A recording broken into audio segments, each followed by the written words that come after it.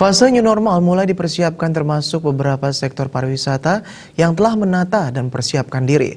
Namun khusus untuk Bali, Gubernur Bali Wayan Koster, kondisi itu bukanlah new normal, melainkan Bali era baru. Pihaknya telah membuat istilah baru, yaitu Bali era baru. Namun Bali era baru tidak dimulai awal Juni mendatang. Hal ini membutuhkan pembahasan dan penentuan keputusan lebih lanjut. Gubernur Koster menyebutkan Bali era baru telah tertuang dalam visi misi pemerintah Provinsi Bali. Momentum pandemi COVID-19 ini adalah proses untuk menuju tahapan pelaksanaan Bali era baru dengan prinsip-prinsip baru, pendekatan baru, regulasi baru, hingga pergaulan baru yang bersumber pada kearifan lokal.